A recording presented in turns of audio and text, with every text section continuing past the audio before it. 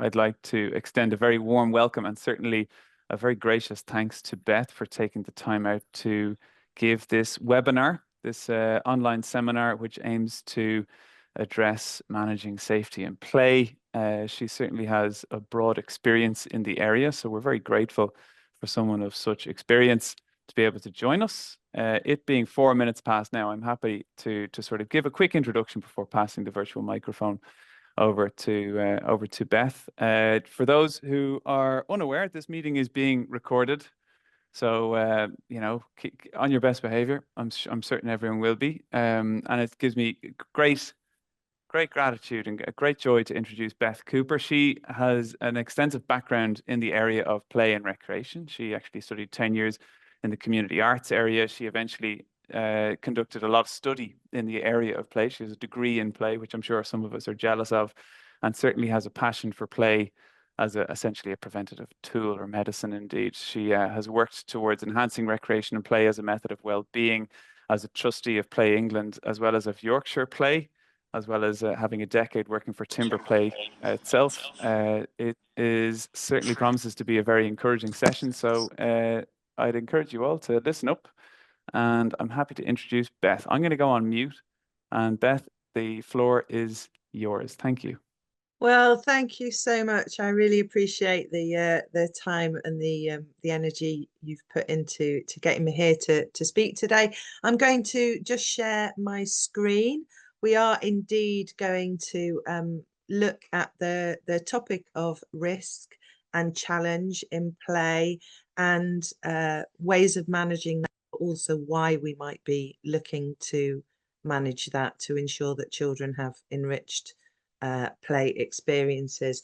So whilst the presentation is running, it's really welcome for you to actually drop questions in the chat. We will be dealing with them at the end. I've just got a little chat box on my screen. Can you just let me know, Hazel or Bart, is that showing up as a black square for everyone, or is that okay? There is certainly the sort of the standard chat. It's almost a message box. It's not black on my screen, but it appears. All right. Yeah. I will take it away for now.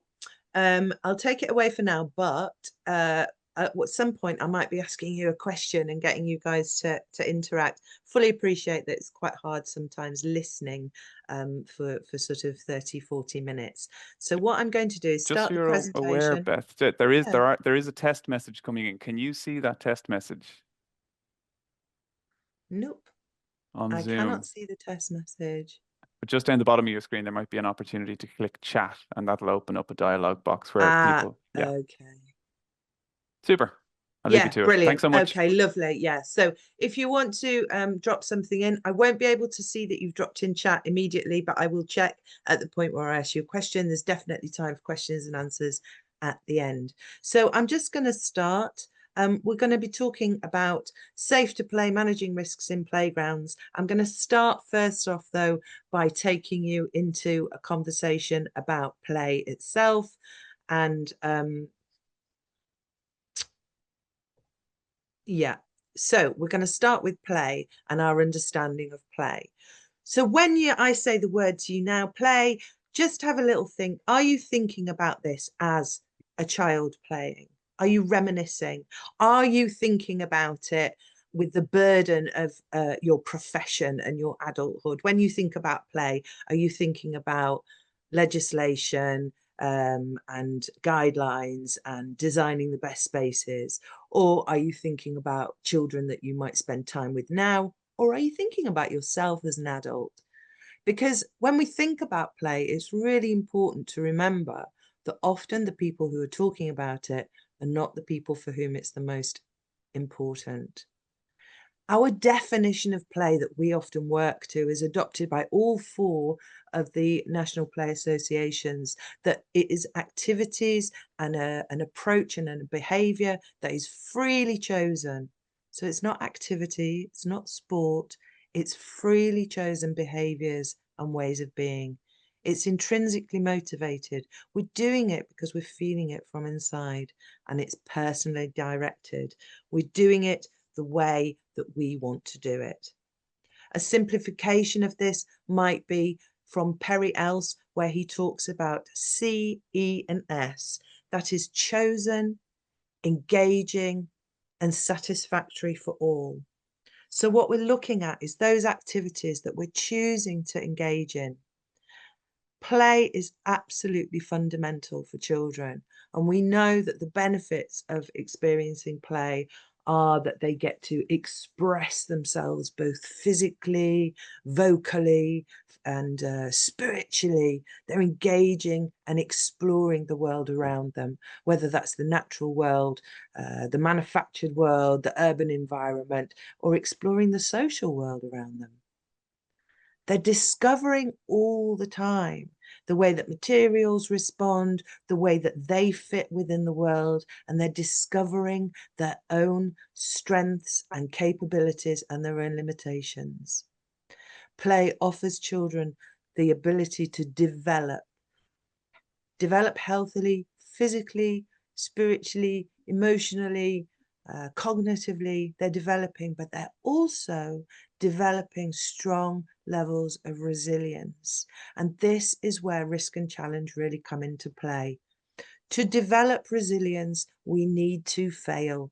We need to make mistakes. We need to have slip-ups and bumps and embarrassments to be able to discover and explore and develop strategies for dealing with that. We look at playful development in lots of different ways, and we can look at them from all of these aspects: physical, emotional, cognitive, social, creative, and developing this sense of awareness. To focus initially on the physical, often back in the day, this was what a lot of the design briefs that you guys might have seen would focus on, those physical activities, swinging, jumping, balancing. Physical development is an incredibly important part of the play experience, but it is certainly not all of it.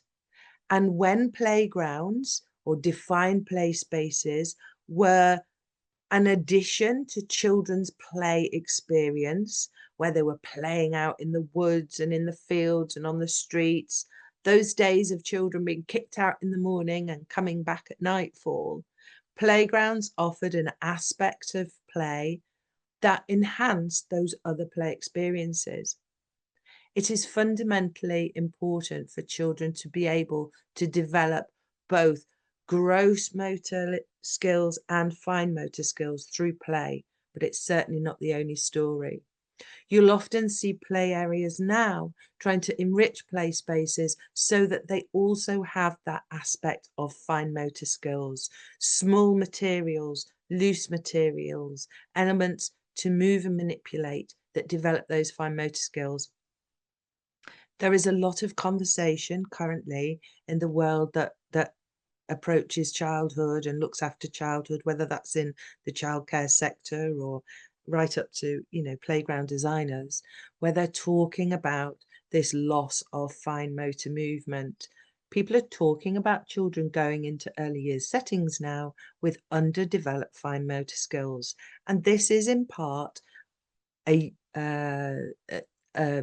deprivation of children's ability to experience these fine motor skills. So in terms of design, being able to move and manipulate things is just as important as being able to reach and climb and jump. So physical development. But we also think about emotional development, that connectivity to the way that we feel. How are we feeling in this space? Can we express pride? How do we deal with embarrassment? Is there a way of developing strategies to cope with anxiety or uncertainty? Emotional development is a really important part of the childhood experience, and by experiencing more varied environments and more varied play experiences, we can develop a robustness and a familiarity and a real awareness of our own emotional state. It's absolutely certain that through play and through experiences, as our brain develop as children, we are developing those cognitive processes. So between 0 and 5, the brain is experiencing like the Big Bang. So you've got a huge amount of growth in the brain. And experiences and repeated experiences, whether that's through touch or taste or sound or physical movement, you're building these synaptic links in the brain. You're myelinizing, you're hardwiring experiences in the brain through repetition. There's a framework when people are talking about play in the early years that some people use, which is schema.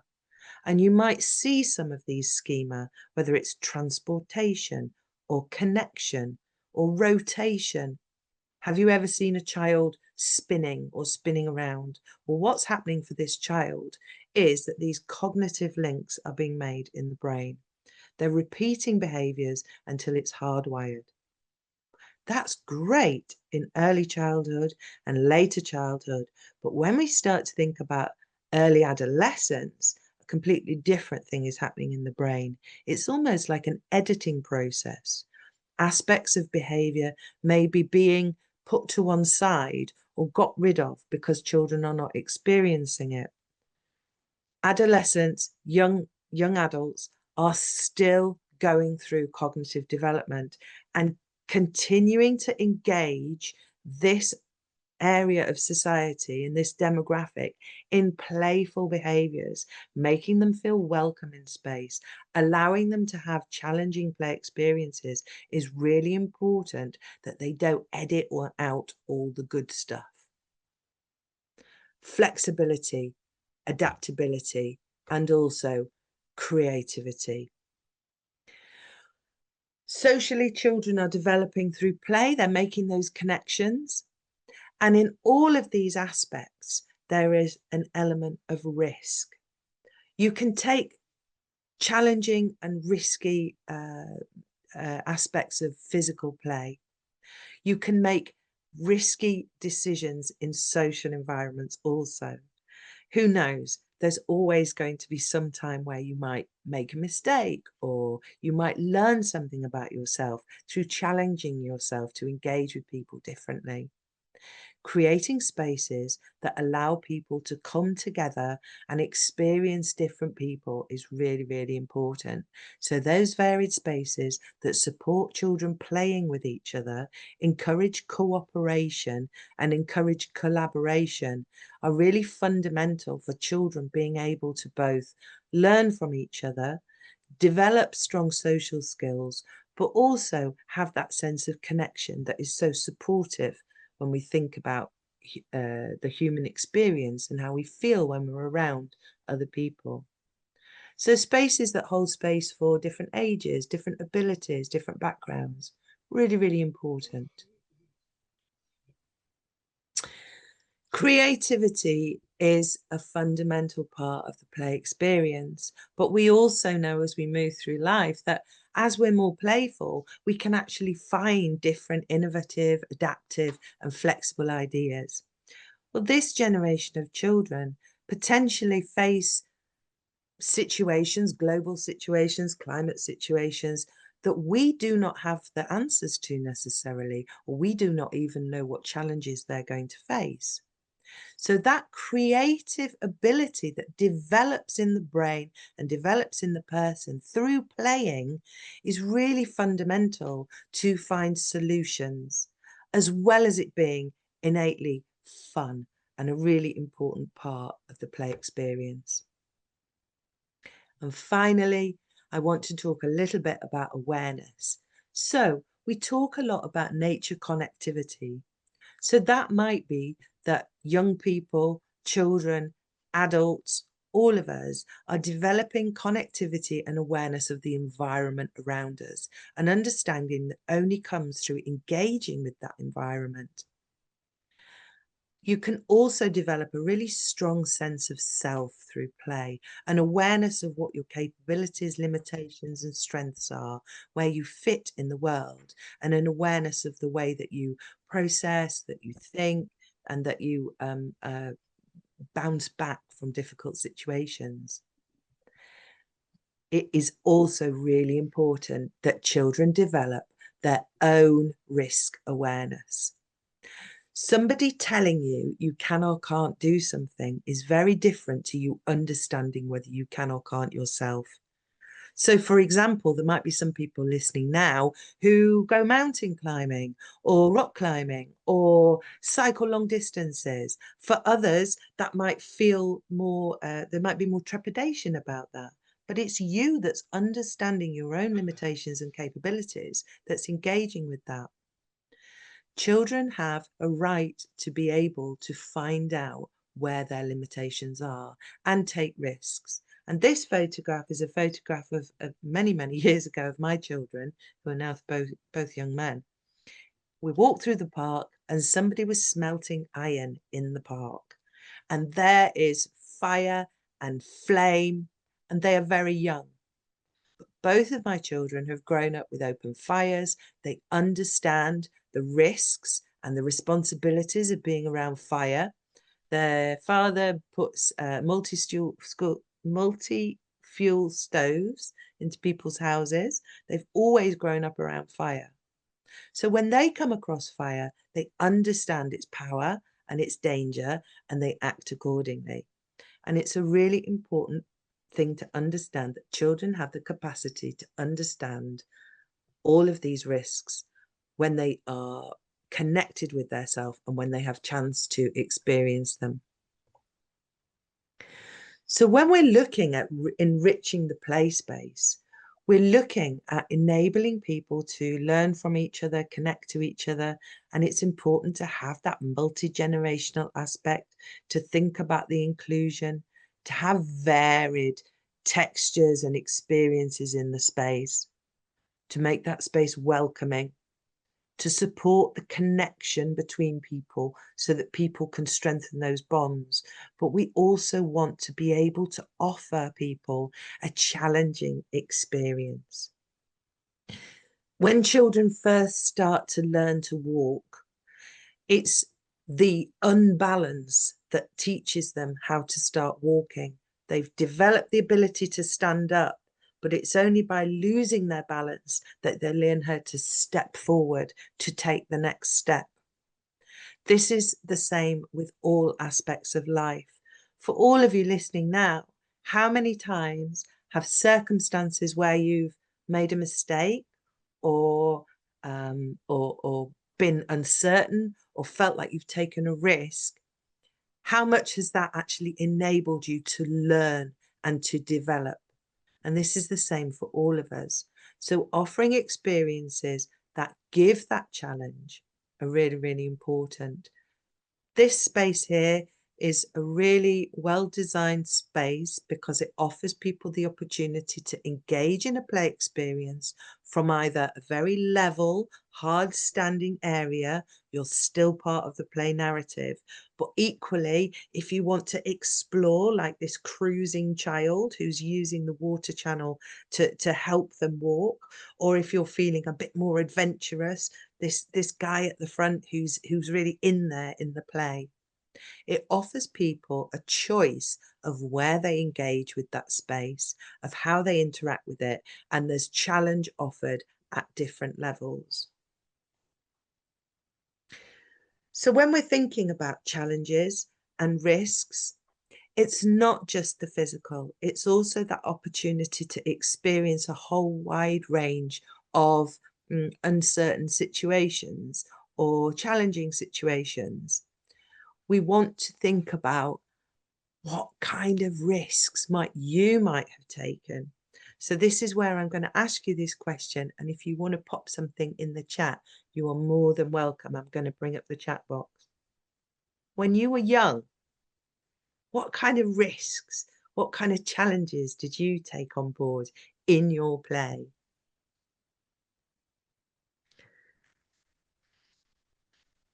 I'll tell you about one that I did. It was when I was more a young woman than a child, but we actually made a friend's bungee rope. We went to Halford and we bought some bungee cord and we tied it all together, and they took a bungee jump off a very high piece of aluminium rigging, and it was actually 30 foot. But no, we didn't just do it initially. We did, we tested it out. She jumped off a chair at first. We worked out where we needed to be in terms of length for her to be able to be safe. And yeah, we took that risk. Yeah, climbing trees. Somebody's put climbing trees, jumping from treetop to treetop. When we were young, we jumped from balcony on the first floor without a fence onto the ground, like these children that we see in this picture here. Yeah, scratches, bruises, stings, absolutely. Having accidents, bumping yourself, maybe even breaking a bone or two is a really, really fundamental part of the childhood experience. There's a very famous quote from Lady Ellen, and she says that better a broken bone than a broken spirit. If we deny children the right to experience these challenging and risky situations, we actually set them up for more risks later in life, because in one, they don't know how to deal with it. They don't know how to deal with things going wrong, but also those children who maybe want that risk and challenge will seek it elsewhere if it's not provided in the environments we provide for them. They will go and take those risky behaviours and seek out more hazardous situations. The days of being able to just play out on the street and discover those things, play with these loose parts that were lying around, has diminished. So streets these days are often occupied more with cars or other adult agendas. So those spaces that we are providing for children have to mitigate some of that lost, risky, challenging experience. If we can get back to a culture where children have that freedom, that would be the perfect antidote.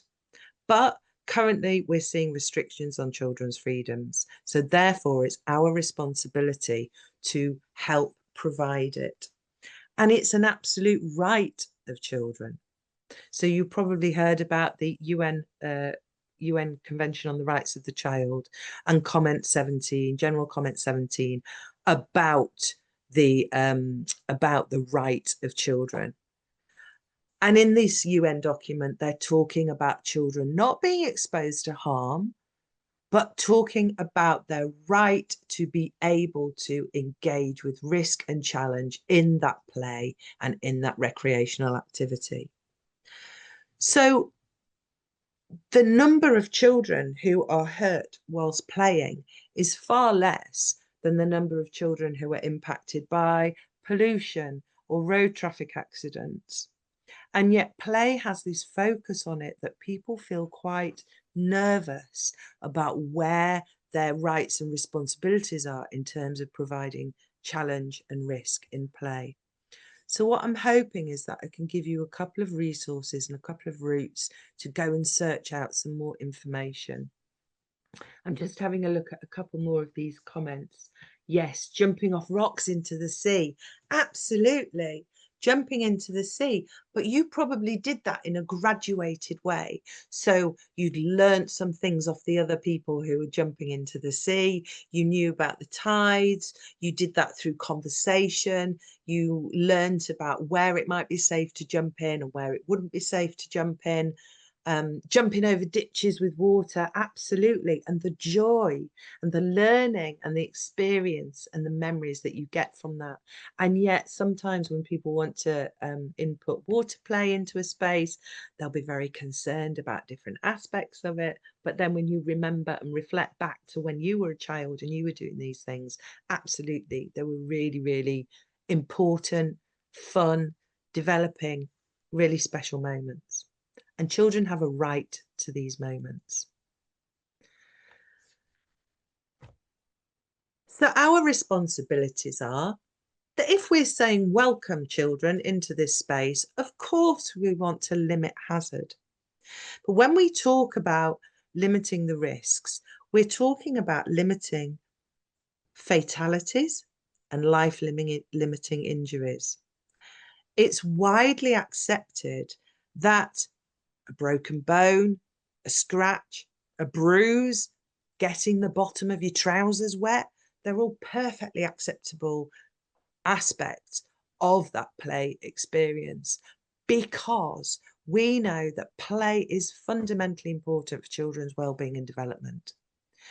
When we're planning and providing experiences, we're not trying to eliminate risk. Hazard, yes.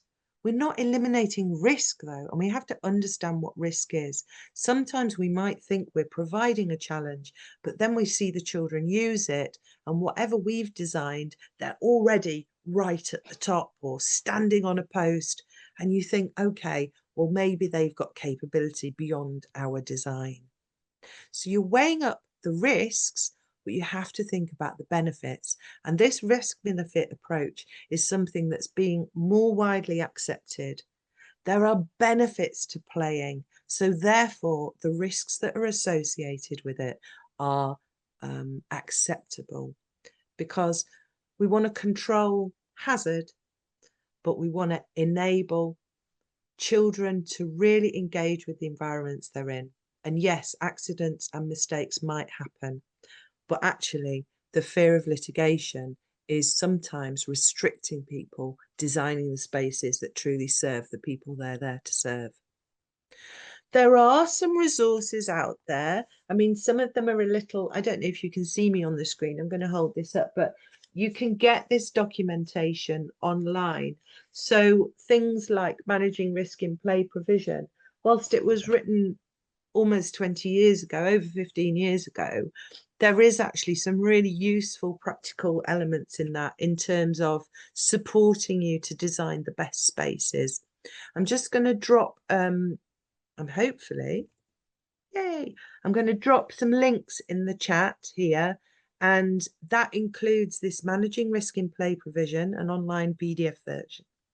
You can also see the Health and Safety Executives Play and Leisure Promoting a Balanced Approach, which very much looks at, we know there are these benefits of risky, challenging play. How can we promote and look at it from a balanced approach and not be really reactive?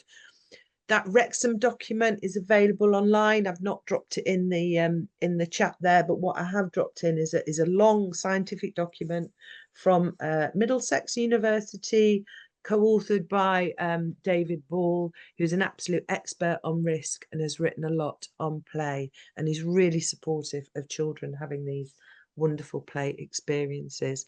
Now, I'm here in the UK, and in the UK we've got a thing called the Compensation Bill 2009, and that fundamentally says, yeah, so your big issue is insurance. Providers telling us about distance of rocks from each other, it limits play experiences. Absolutely. So here in the UK, we have a thing called the Compensation Bill. So someone comes along with a claim and they say, this is terrible. We want to, this has happened. We want to sue. The Compensation Bill is a really supportive piece of legislation which says we're not going to find for this plaintiff, because the benefits of those experiences outweigh this one particular incident.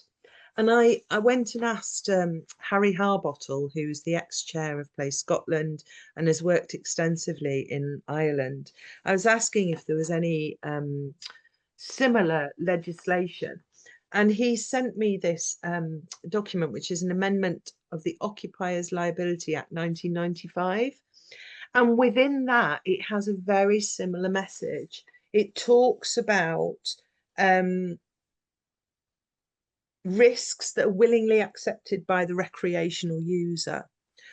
So an occupier, it says here in, I mean, I can send a link to this over. There's a particular section in it which talks about an occupier shall not owe any duty pursuant to Section 4 to a recreational user of the premises in respect of risks willingly accepted by the recreational user. and where the recreational user is capable of comprehending the nature and extent of those risks. There's actually legislation which says if you're walking into a space and you can see the activity and you can see the things that are there, it's not a hidden risk. It's not polluted gases. It's not hidden risks in the space. It's a clear indication that this is a space where we can engage with the environment and there are challenges within it, that responsibility is on that recreational user.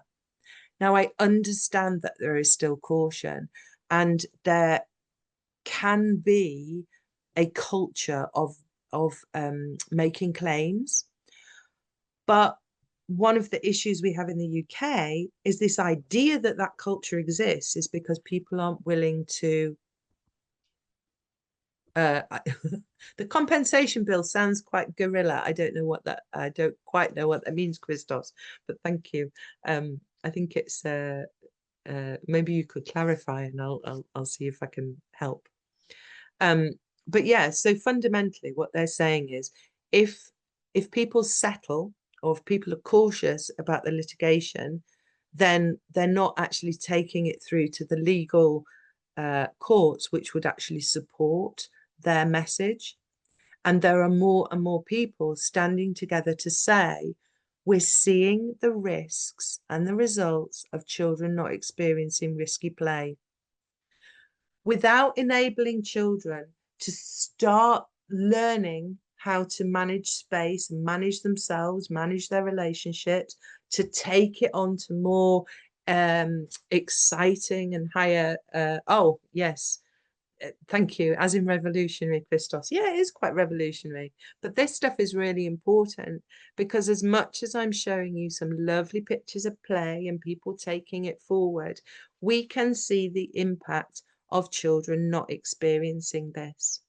There are more children experiencing hazard and harm in their own bedrooms, through the online world, through damage they might be doing to themselves, through a lack of connectivity in society.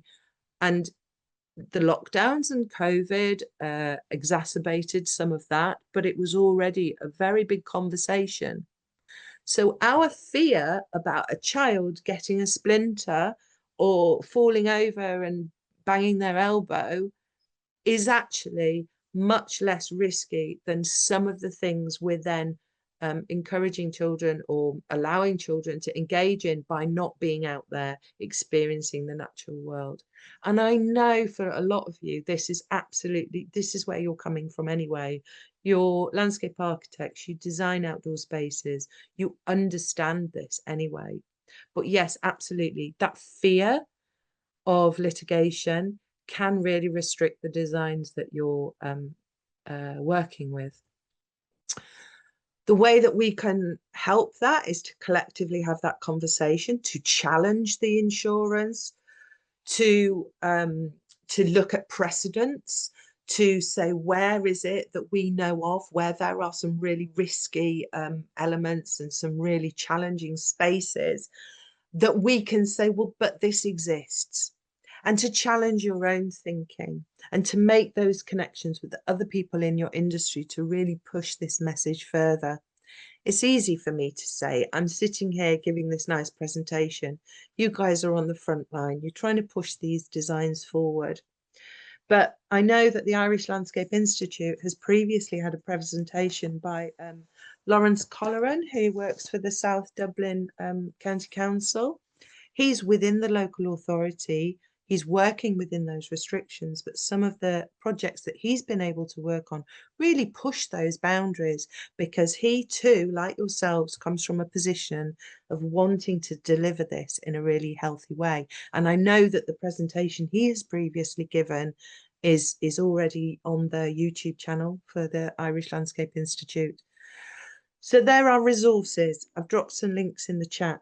There are precedents and there are people who you can talk to help support you, help deliver those risky and challenging play spaces. And I really am grateful for your time today listening to me. I hope some of that has been really useful for you. I hope everybody's taken at least something away.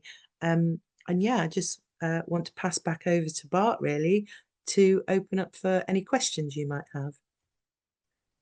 Super.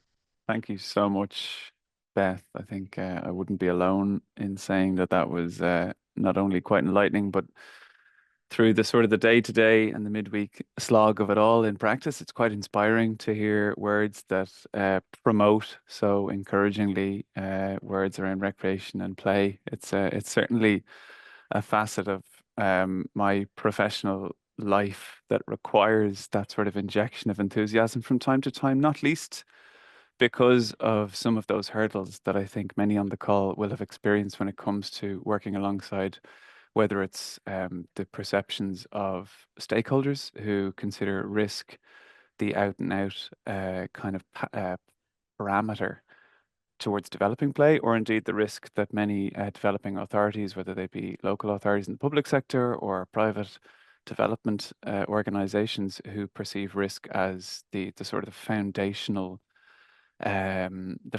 element behind developing play space. I suppose I've certainly experienced growing up the many highs and lows, quite literally, of risky play spaces, and can speak of both the benefits and the risk involved. I certainly appreciate you mentioning earlier, to be able to progress, we need to have slip-ups and accidents and moments of risk. It really is an important area for human and certainly for a child's development, as you mentioned, between the ages of 0 to 5 years. You can't just wrap them in bubble wrap, so to speak. And these play spaces, particularly in public open space, are a really important part of that. I think there were one or two comments which have already been mentioned, conscious that Rona McDermott mentioned a very significant part of perhaps being a landscape architect in private practice in Ireland is the issue around insurance. The fact that these things do need to be covered, insured, and developed in such a way that the play provider um, may have a concern about, for example, as Ronan mentions, distances between rocks, for example, and how those risks are perceived. But perhaps, Ronan, if you want to expand on that, maybe Beth, you might be able to respond. Yeah, absolutely. No, we Beth, we're 100% behind you. We worked in the UK for a little bit, and their view of it was exactly what you're saying, is manipulating your own landscape, and that was key for us. We did a couple of schools over there, and they were wide open to having dirty mounds. The branches that we cut off trees were just left there. And I realized it had dawned on me is that when we were doing it, it was that although it seemed natural for us in Ireland, because the fields are only out the road for us, in a city, you can't access these. And there was nude ponds and everything like that. And the kids got really, really dirty and really, really mucky. And then when I started having my own kids, I was taking them over to these playground areas, and they're ended up in the pools and the rocks. And that's where they got their enjoyment. And in college, there was a guy called Jerry Moore, who's now with Dublin City Council. And he did a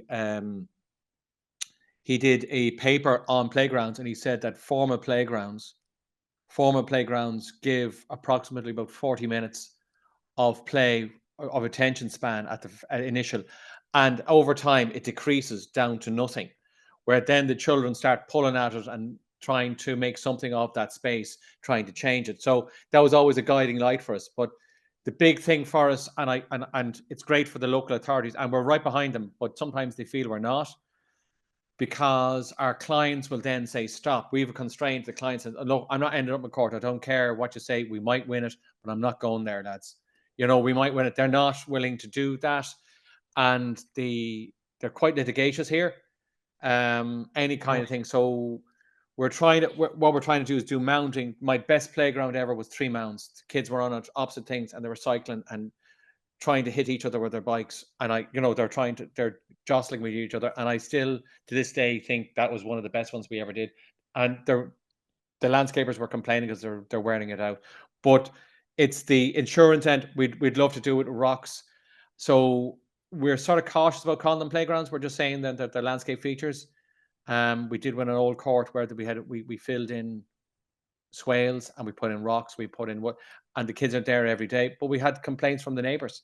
They just went nuts because the kids were stuck stuck right in there where there were swales supposed to be, but they were too deep and too dangerous, and we filled them up with rocks and stones and tree logs.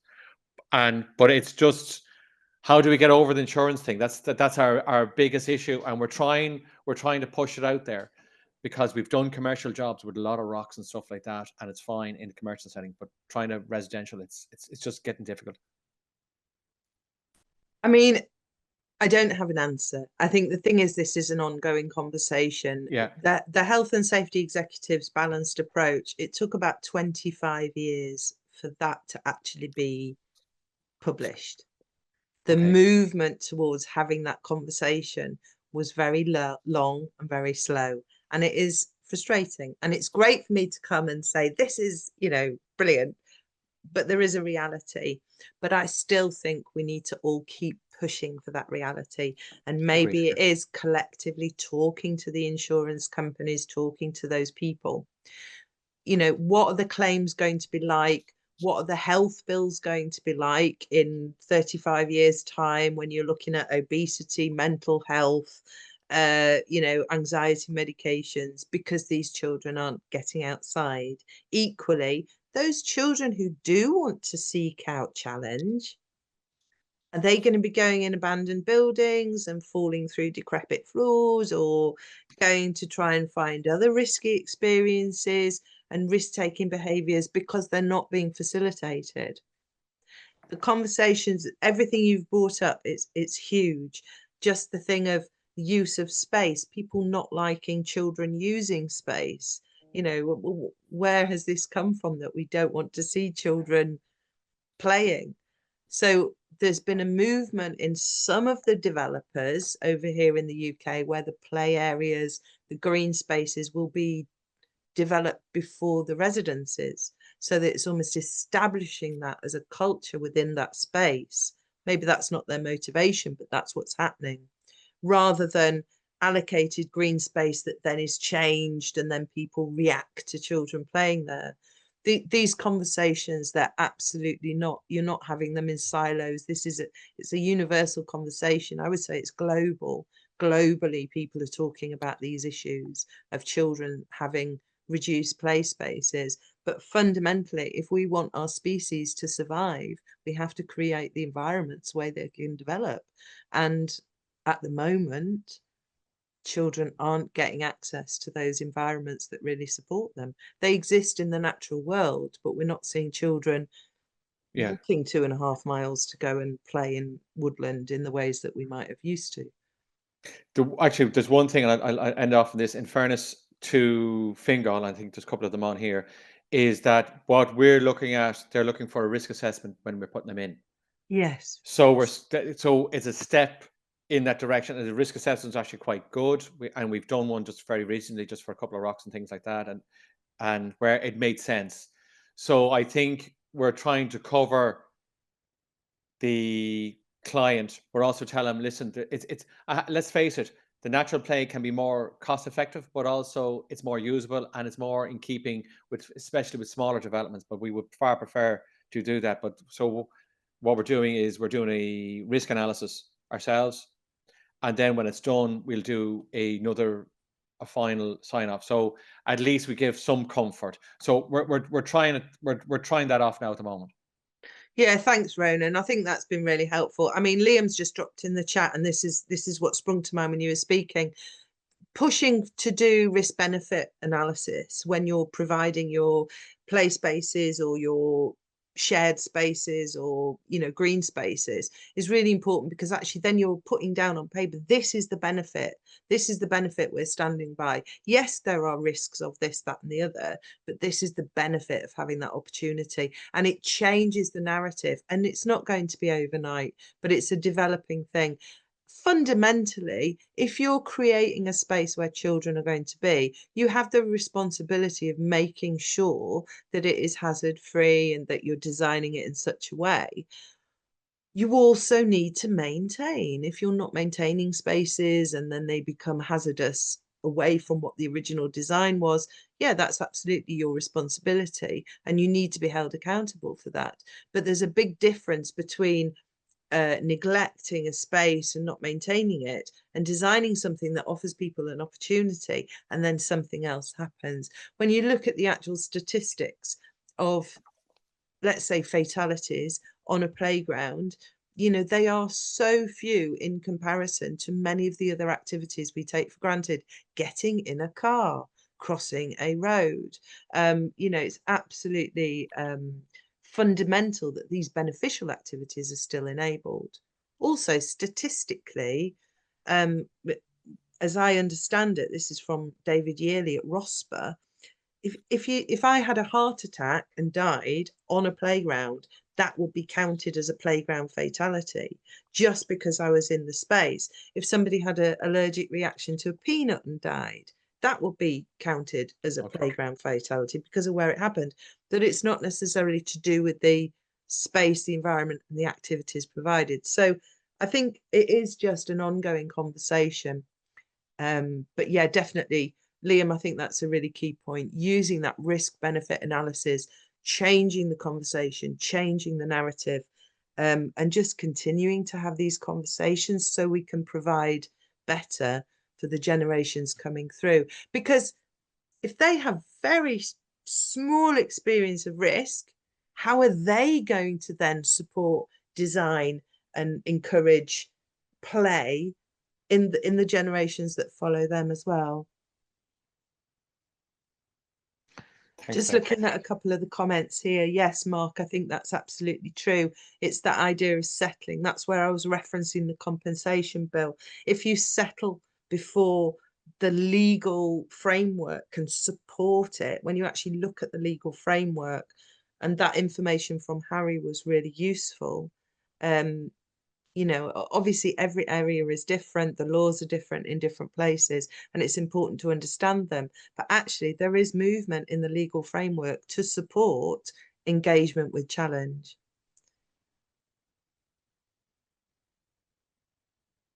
I suppose there's a couple of minutes left here until we formally at 2 p.m. Part of me is curious, Beth, rather than dwelling on the many. Obviously, there's so many conversations that I'm sure you've sort of waded deep into regarding things like insurances and being held accountable and all that. Is there any particular space, and perhaps for the audience, is there any particular space or landscape in your own mind in Ireland which caters towards a very reasonable balance between providing recreation, play, and joy, as well as striking a reasonable note when it comes to the risk that is, in want of a better term, acceptable from, say, a local authority's perspective? Because this will be a constant in so many people's professional existence here on the call. Is there anywhere that comes immediately to mind? So for me, they're not places I've visited, but I definitely would look at the work that that Lawrence has done in South Dublin. I was in conversation with him a few weeks ago, and whilst I've not been in situ, he was talking about the way in which it was very much that bringing people along with the story, absolute antithesis towards it. We don't want play here, just not even wanting play, never mind risky play. But then the development of how by putting spaces in and that precedent being set and residents seeing the benefits, then the ease with which and the support with which and almost the demand, then we want this. So I think the work that he's done in South Dublin is absolutely worth looking at, and he'll probably have reference sites there on his presentation that you've got on your YouTube channel.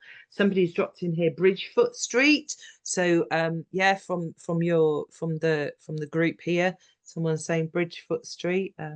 This is a recently developed scheme in Dublin City, close to, it's just south of the Liffey, close to the Guinness lands, in want of a sort of a better geographic pin, on a street called Bridgefoot Street, of course, and developed by Dermot Foley Landscape Architects. It adopts a lot of materiality and complexity in topography that perhaps would challenge a lot of the traditional landscape architecture of the inner city. Certainly when it comes to even things like what may have once been considered things like trip hazards are now an expression of a more ecologically sensitive or sustainable approach to, for example, surfacing. One particular element in Bridgefoot Street, for example, that comes to mind is a very simple engineering of the landscape that creates a hill using a lot of the material recovered. And then within that hill, there's actually a kind of an audio pipe that allows one child, Oh, lovely. and then on the other side of the hill, you can actually engage with them. So it sort of plays on the fact that you can hear but not see different people within the same parkland space. So that's a very reasonable example. I'm not sure who said that. Their initial is simply the letter 4, so that's quite mysterious. I think, Or the number I mean, 4. it's, obviously, if there are spaces where there are unforeseen trip hazards, that, it brings up the questions about accessibility and inclusion, but there's definitely choices to be made. Maybe there's different routes, so some are more challenging. But I think if humanity couldn't cope with a tree route, we wouldn't still be here, would we? Do you know what I mean? If we weren't able to navigate natural spaces, then as a species, I think we'd have died out quite a long time ago. There are definitely aspects of this where people get overcautious. When you look at the capabilities of people, yes, we need to provide so that all people are welcomed into that space. There's a real key element of, if adults are the gatekeepers or the enablers of play, we need to make sure those spaces also are pleasant for them. Topography is a huge part of that. Children love playing in the natural landscape. If there's a hillock, or the giant's nose, or the witch's elbow, or there's aspects about that ludic topography that become really part of children's generational stories. And wanting to kind of landscape all of that out is difficult. Adding it in, it often, you see the way in which people use space, and it can change the way they connect with each other. Spaces then become more community hubs. You get that social connection. There's more support within the community. People just have a much better experience in the environments they live around. We've definitely had some. So I'm based here in Sheffield. We've got some really big urban parks now that have been placed right in the city centre, because there's more dense living dwellings in the city centre. It's really changed the use of space, and it's almost 24 hours. It's almost, right the way through the night, different people using the space differently. But there's lots of facility for sitting, for reverie, there's beautiful planting, there's sensory aspects to it. But the actual play is a real draw for young families and for adolescents, young adults, all playing in the space together. Certainly. Yeah, that's eloquently put. I'm wondering if there are any more queries. Actually, one or two have just come in. Apologies. Yeah, there's some great ones here. So certainly Linda Riley here is echoing the sentiment behind, the early risk assessment, opening up the conversation with inspectors, including and approving a risk within the playgrounds. So I'm not sure if you're able to speak to that for a minute, Beth. Yeah, I mean, I understand that there is a really strong difference. I mean, just in coming to have this conversation, that was why I went to Harry. I mean, Harry Harbottle was chair of Play Scotland, but he was actually part of the group that wrote the original European safety standards. So his connection to risk is really strong. He worked over here in Ireland for a long time, but I know that he's been able to push the boundaries with individual projects. But it's about bringing those people along from the beginning, as you say, early risk assessments, having those conversations. From when I was, it was a very long time ago, and it begs to know kind of professional knowledge. But when I was 18, I came down to Cork, got a bus down to Cork, and we walked to Galway. And I have to say, the environment, the landscape I walked through, and the people I met, they didn't seem very risk averse. They were quite open to their engagement with the environment and the way in which they lived. And I find it quite strange. So yeah, there's definitely a pressure on you guys in terms of designing, because there is a different approach. But I think challenge it. I think we, to move forward, and it's not going to happen overnight, for the sake of these young people who are developing in your towns and cities and your countryside, to enable them to actually have the environments which will help them healthily develop is really, really important. And it's not an individual's responsibility. I think the fact that you've all got this connection and this network, it's part of a conversation where, yes, you have the power to have those conversations and to push the narrative. And it's not going to happen overnight. And not every client is going to be receptive.